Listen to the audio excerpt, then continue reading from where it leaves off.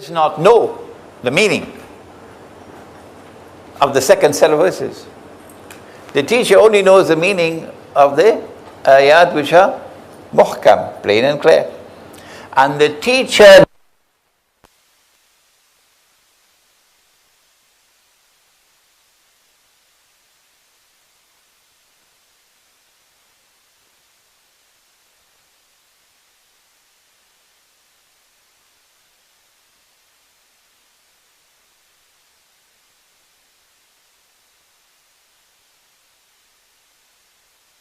only Allah, and in addition to Allah, those who are firmly grounded in knowledge, only they know the interpretation of the words. Why do those who are firmly, before we speak about them, Allah warns that these verses which are mutashabihat are going to be used by those who are bent on sowing the seeds of confusion and of misguidance. So beware of them. The ones who can truly interpret these verses are those who are rasikhuna fil ilm, who are firmly grounded in knowledge, because they don't use any arbitrary methodology, hit and miss, cut and paste. Now, they use a specific methodology. They say, we believe in the Quran, we believe in the whole Quran. It is from our Lord God, our Rabb. And hence no one can understand the mutashabihat except with reference to the whole book.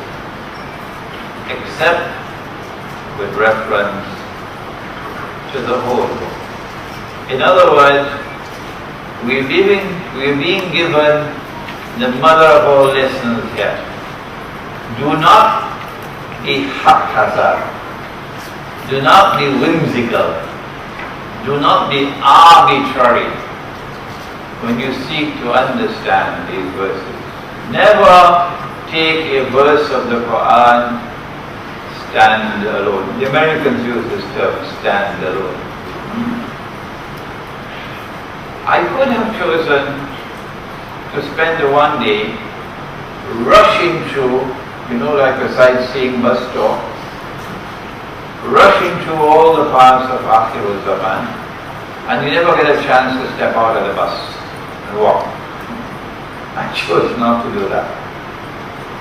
I chose instead to choose on certain parts of the topic.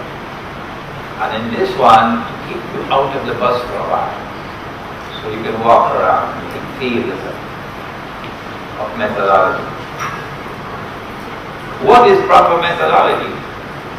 If you are to save yourself from ta'weel, which would be false and wrong and misguided confusion, Allah teaches methodology at the very beginning of the Quran. He is not deficient in the use of language. No. فَوْقَ كُلِّ ذِي عِلْمٍ عَلِيمٍ. He is the most learned. And so when he chooses to frame a sentence in the Quran, an ayah in the Quran, pay careful attention. Not only to the content, but to the form. And here he is, subhanahu wa ta'ala, introducing the subject of Adam alayhi salam. And having taught him the nature of all things, he then orders the angels to bow down and make sajda before Adam alayhi salam. The order is given to the angels. This is slide number 3. That's right. The order is given to the angels. Bow down and make sajda before Adam alayhi salam. فَسَجَدُوا. So they all bow down. In other verses of the Quran, كُلُّهُمْ أَجْمَعِينَ, all of them. bowed down and made sajda. Illa Iblis. If you extract this verse of the Quran and seek to understand it without reference to the rest of the Quran,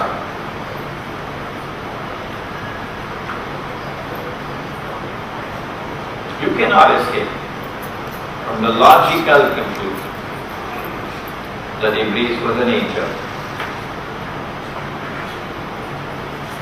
Logically, you will have to conclude that Iblis was an angel. And having done this cut and paste piece of scholarship, you then announce on something called Facebook. I don't know whether you know about it. I've never visited yet, but I'm hearing about it, something called Facebook. And you announce to the public, Iblis was an angel. There in the Quran. Oh, wait a minute. Allah is teaching you a lesson. You dum-dum. If you were to go to the rest of the Quran, which is proper methodology, you cannot understand the part without reference to the whole. You will find where, here is Surah Al-Nahl, verse number 50, that angels have no choice. No. When an angel is given a command, an angel must obey. So if you ask your wife to do something and she says she's not going to do it, she's not an angel. Huh?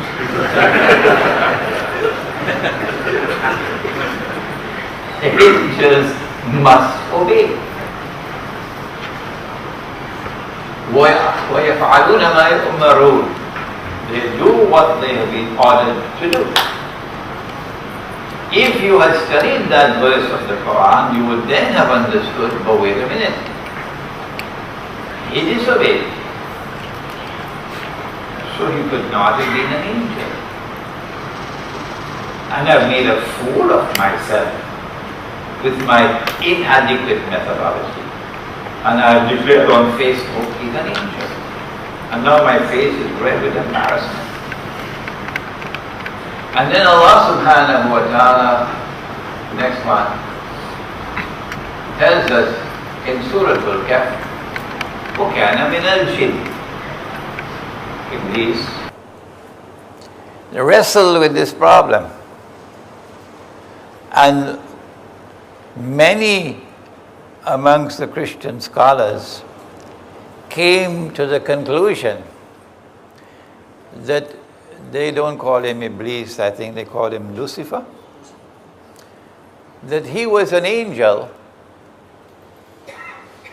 but then he fell down, so he became a fallen angel. In order to accommodate the subject in their with their methodology. This is a case of theological gymnastics. No, you're wrong. You use the wrong methodology. And Allah is teaching us methodology at the very beginning of the Quran. Do not take any verse of the Quran in isolation. Do not take any verse of the Quran by itself to derive meaning and conclusion. Proper methodology is to understand the part with reference to the whole. And so, now fasten your seat belts and put on your thinking caps, because this is perhaps the most important part of the whole day. And so, proper methodology is that you have to go through the Quran to locate all, if I may be forgiven for using the word, all the data in the Quran which is connected with this subject. and bring all that data together. And since the Quran is non-contradictory, وَلَوْ كَانَ مِنْ عِنْدَ غَيْرِ اللَّهِ لَوَجَدُوا فِيهِ اخْتِلَافًا كَثِيرًا. Had this Quran come from a source other than from Allah, you would have found in this Quran many instances of contradictions, inconsistencies, internally and externally. But there are no contradictions in the Quran. The totality of the Quran is harmony. So when you have located all the data from the Quran, you have to bring all that data together in a harmonious whole. Integrate it together in a harmonious whole. To integrate all that data into a harmonious whole, you need not only knowledge, rasikhuna fil ilm, you need knowledge. So you got to do your homework. وَأَلَيْسَ لِلْإِنسَانِ إِلَّا مَا سَعَى. If you don't plant, you will not reap. And more than any other thing, it is in this subject that you got to plant if you want to reap. So you got to do your homework. To seek to integrate all that data from the Quran into a whole which will be a harmonious whole with no inconsistencies, no contradictions, and that is not an easy task. So don't attempt to run when you do not even as yet know how to creep. Be careful. But in addition to that, as every scientist would tell you, all the major discoveries of science are like this. You need something more than the rational effort. Something more than the cerebral effort. You need something called insight. And our chairman is the one who introduced you to insight. This is the third insight. And in this case, spiritual insight. And so the importance of the spiritual quest in Islam. The people who have distinguished themselves all through our history in the pursuit of the spiritual quest chose, I wish they had not done it, chose to give to their discipline the name of tasawwuf or Sufism. If they had not done that, my life would have been so much easier. Yes. It was Dr. Israr Ahmad rahimahullah in Pakistan who first drew my attention to it. Why did they not stick with the term given by Jibreel alayhi salam, al-ihsan? If they had stuck with al-ihsan, stayed with that term, which is the same as tasawwuf, we wouldn't have all this jihad today against Sufis. It is al-ihsan which delivers insight. So they can establish as many think tanks as they want in Washington or in Jerusalem. The doors of the Quran will forever remain closed to them. They will never be able to penetrate the Quran unless Allah opens the door for them. And that door will be opened with insight. Insight. So go down on your musalla and pray and beg for knowledge. Beg for it. Oh Allah, they are asking for this and for that and the other. He wants a Mercedes Benz. He wants the most beautiful woman in the world. And he wants a house lovely as a castle. But this is all I ask for. This is all that I ask. Ask for it, for knowledge. And that knowledge would come to you with insight. And so you're able to bring the totality of the Quran on this particular subject, the totality of the data into an integrated and a harmonious whole. And only then you can now direct attention to the verse of the Quran.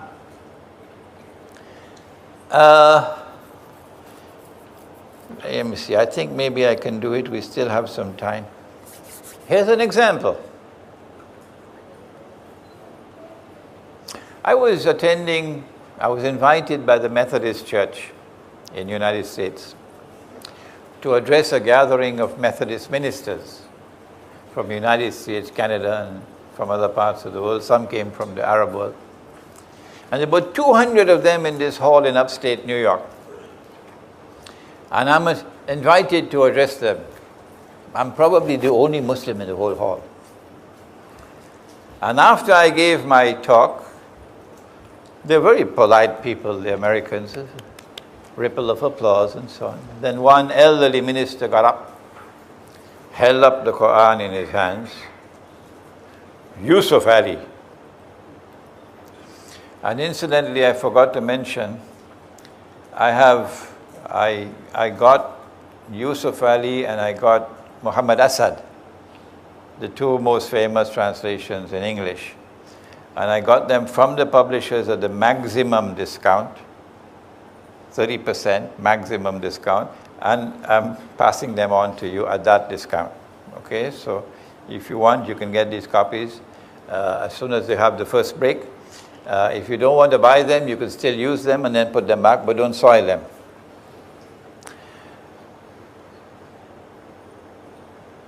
Sheikh, you mentioned in your talk how Muslims and Christians show respect for each other. And the Quran speaks so highly about Jesus. But what about this verse of the Quran? And then he started to read. And there's pin drop silence in the hall. O you who have faith, do not take the Jews and do not take the Christians as your friends and allies. They're friends and allies of each other. I didn't know how to answer him. I didn't know how to answer him. I was fishing. And I gave an answer which didn't convince them, the 200 ministers there, because I had not as yet applied proper methodology. It is when I applied proper methodology that I suddenly found that there was far more to this verse than you could find in the tafsir, where they are directing attention to Christians at that time and Jews at that time, this tribe and that tribe and the other tribe. O you who have faith in Allah, do not take the Jews and do not take the Christians as your friends and allies. Is Allah speaking of all Jews and all Christians? To answer that question, we got to go to the whole Quran. And when we go to the rest of the Quran, it becomes very quickly, very clear that Allah could not have been speaking about all Jews and all Christians. Proper methodology saved us from the mistake. Proper methodology. We don't have the time to take you through all those verses. Well then, if Allah is not speaking about all Jews and all Christians, which Jews and which Christians is He speaking about? Now the answer is right there. بَعْدُهُمْ أَوْلِيَاءُ بَعْضٍ. Meaning, do not take such Jews, and do not take such Christians as your friends and allies. بَعْدُهُمْ أَوْلِيَاءُ بَعْضٍ, who themselves are friends and allies of each other. In other words, the Quran is anticipating a moment in time which is to come.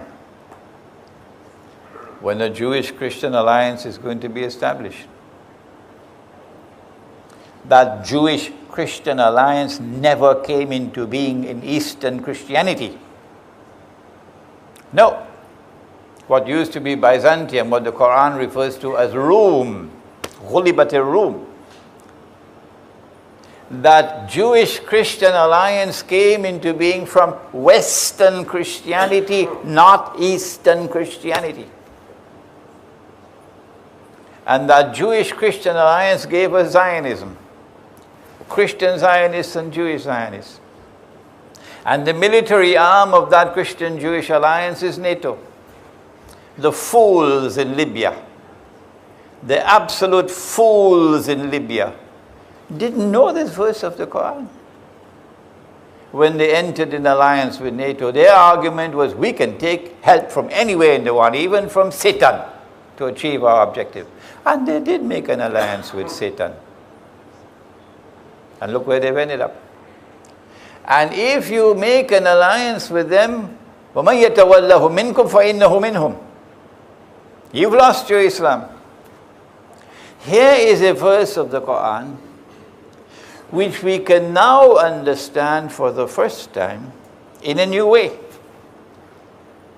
This is not to say that the meanings which were extracted in the tafasir are invalid, but that was not all. That was not all. The Quran is saying more.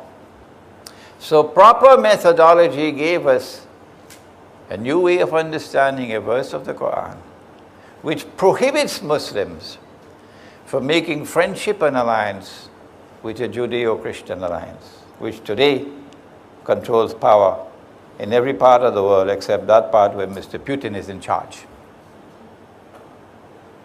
Now then, we proceed. Proper methodology is not only that you take that which has come down from Allah, get the totality of the data, and bring it together as an integrated organic whole, but more than that. Allah subhanahu wa ta'ala appointed a teacher. And you have to go to the teacher to understand the book. But while the book is protected by Allah, Inna nahnu nazzalna dhikr wa inna lahu lahafizun. Allah protects the book. Allah has not declared that He is going to protect what the teacher has taught. So the ahadith are not guaranteed by Allah for their authenticity. The Quran is guaranteed for its authenticity. Well then, how do we use the ahadith? There are those who write off all the ahadith. We are people of the Quran alone. They make a mistake. There are those who, once a hadith is sahih, that's it. No one must ever question a sahih hadith, otherwise you lose your head. That's wrong. The Quran sits in judgment over the hadith. The Quran sits in judgment over the hadith. I forgot to mention, Dr. Ansari says that in order to bring all the verses of the Quran together in an organized, harmonious whole, you have to locate the common thread which binds them together. That common thread that he calls it the system of meaning. Don't try to translate it into Arabic. I don't think you'll get a translation. The system of meaning which binds it all together. A scientist would understand, because that's how scientific discoveries come. Now then, having located the system of meaning of the subject from the verses of the Quran, now you turn to the ahadith of the Prophet ﷺ. And all the ahadith which are capable of being fitted into that system of meaning will now be added to the database. This is very, very important. All the ahadith which can be harmoniously integrated into that system of meaning will now be added into the database. And what do you do with ahadith, even if they are sahih, which do not fit into this? What do you do? The question is, what do you do when a hadith is in conflict with the Quran? What do you do? The answer is, you stay with the Quran. Is there anyone who wants to challenge that? You have enough time later on. You stay with the Quran. Aisha radiyallahu ta'ala anha, and the hadith is Sahih Bukhari. You know it. And she says that Nabi Muhammad alayhi salatu wasalam married me when I was 6. He married me when I was 6. I don't know about your part of the world, but in Trinidad, where Nasheed and I come from, when you marry a girl, you can take her home. Once you marry her, you can take her home. She's yours. And more than that, you can close the doors. You can close the windows. And if anyone wants to come inside of the home to take a look, you can tell them, get out. They're private property here. So you can marry a 6-year-old girl and take her home. And close the door, and close the windows.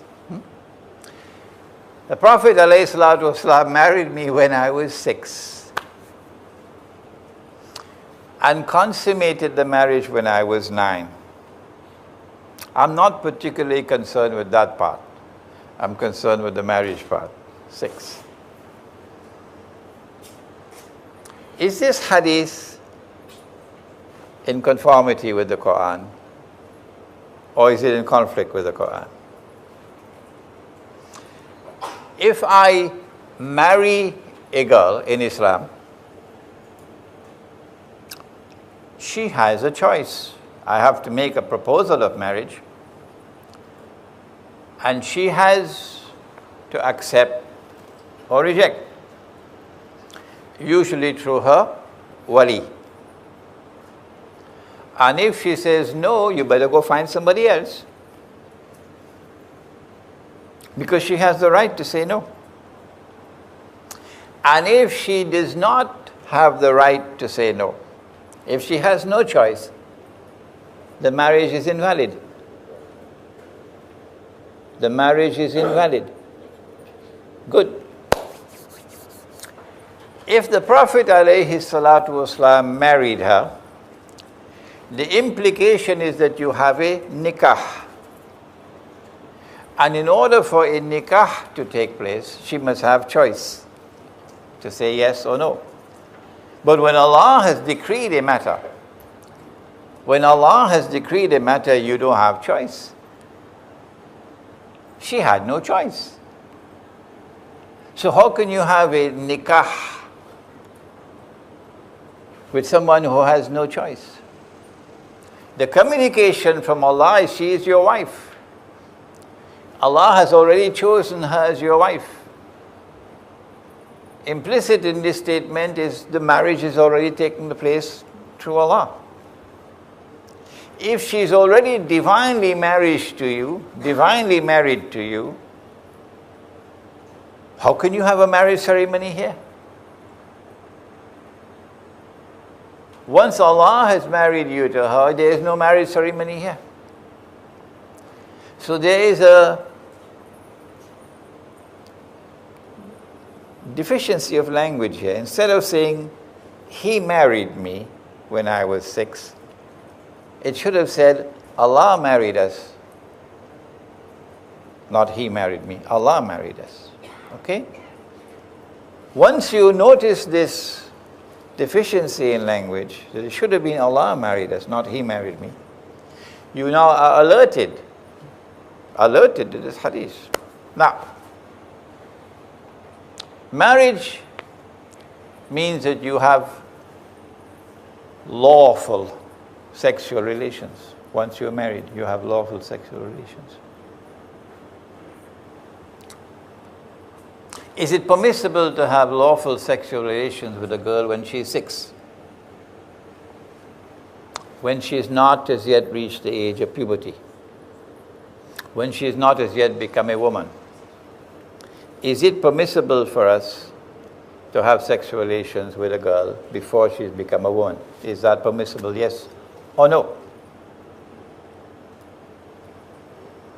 If you say yes, you're going to have to give us proof from Allah's book. I have avoided in my public lectures this part of the subject, but since we are a small gathering today, I'll give you a verse of the Quran. Allah speaks in the Quran and says about your woman, excuse me,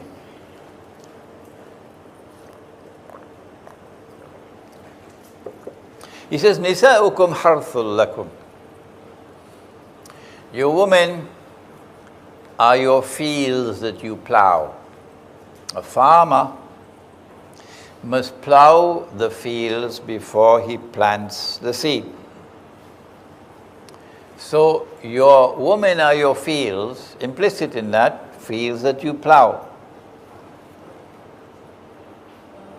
فَأْتُ حَرْثَكُمْ أَنَّا شِئْتُمْ. So go to your fields, plow your fields in any way or fashion you wish. The asbab tanzeel of this ayah of the Quran is that Umar radiallahu ta'ala anhu had sexual relations with his wife, but not in the missionary form, from on the back. And the Jews declared that if the baby is born, it's going to be squint-eyed. And the matter came before the Prophet ﷺ. And this revelation came down to belie that wrong notion that the Jews had. No, you're entitled to have sexual relations in any pose, in any form, provided that it is a field that is being plowed. Okay? The field becomes a field only when a seed can be planted, and if Allah allows germination, it can germinate. Only then can it be called a field. Can a 6-year-old girl be considered to be a field? That if you plant a seed, the possibility exists that it can fertilize and grow? Answer? No, of course not. Of course not. And so I have come to the conclusion, if others differ with me, they have the right to do so, but they must do it publicly, not in privately.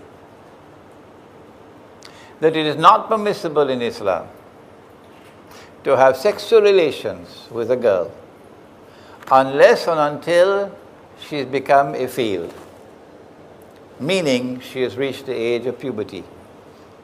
So that if you plant a seed, it has the chance of fertilizing and she can become pregnant.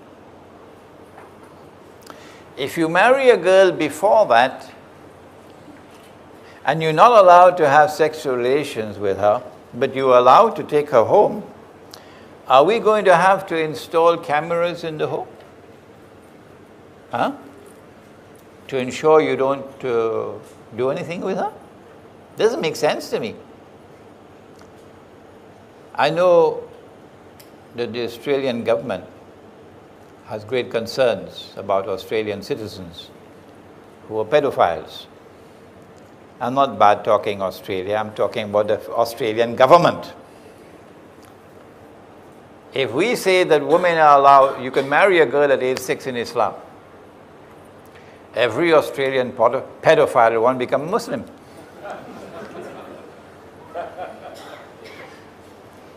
This is not ungracious language on my part. No. So no Australian should be annoyed with me because the Australian government has enacted legislation, I believe. We have some Australians here.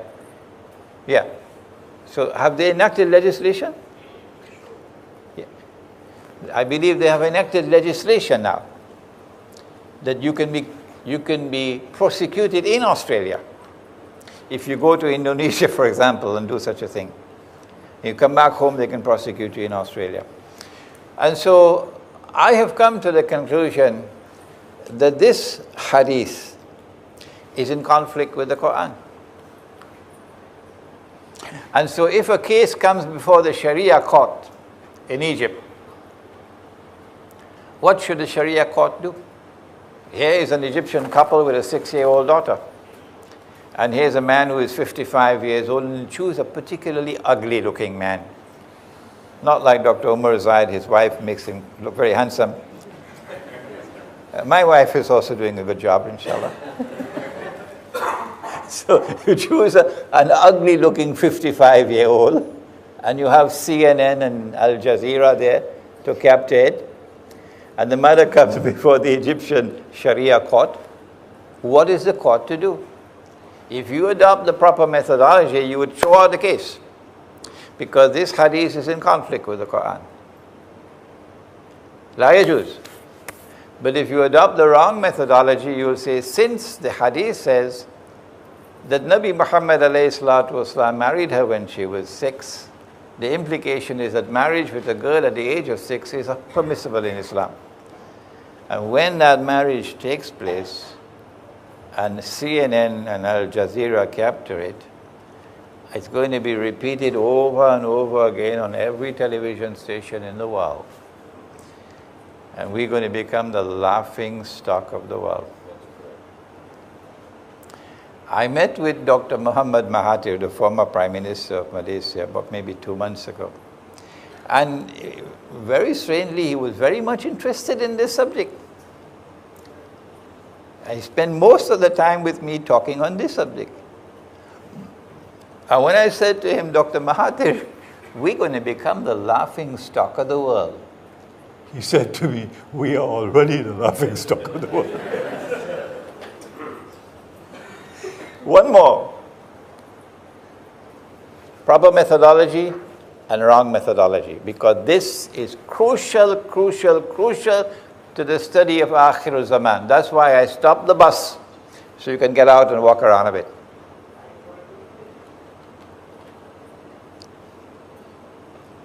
The Quran sits in judgment over the hadith. Proper methodology. The hadith, even Sahih hadith, do not have the same status as the Quran. Proper methodology. If you do not hold on to this, you cannot handle Akhir Zaman. Because I'm warning you, they are fabricated ahadith, planted there. And you're going to step on a time bomb.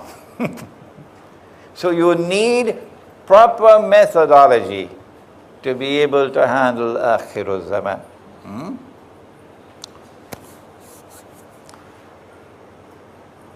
When we arrived in Medina after the Hijrah, we prayed in the direction of Jerusalem. We turned our backs to Mecca. No Arab could do that and survive. How can you turn your back to the Kaaba and you're an Arab? But we did it. The Jews were stunned. They knew that a prophet was coming to Medina. That's why they were there in Medina. Come on, Rabbi, don't hide it. That's why you were there. And here he is. But he's not a Jew. He's an Arab. And that stunned them. He is facing Jerusalem and performing his salat. There is evidence as dazzling as the sunshine. This man must be a prophet of Allah. He did more than that. He fasted with the Jews on the days when they fasted and in accordance with the law of fasting in the Torah. No Arab ever fasted like that. From sunset to sunset, no food, that's difficult. From sunset to sunset, no drink, that's difficult. And from sunset to sunset and no wives, that's impossible. But we fasted like that. When we fasted like that with the Jews on the days when they fasted in accordance with the law of fasting, here's evidence as dazzling as the sunshine. This man could not have been other than a prophet of Allah. But then they made a plan. They made a plan to fix him up. Sallallahu ta'ala alayhi wa sallam. They brought two people who had confessed to zina. O Muhammad alayhi salatu wasalam, you judge the case. He asks, what do you do? They were stunned. They didn't expect that. Oh,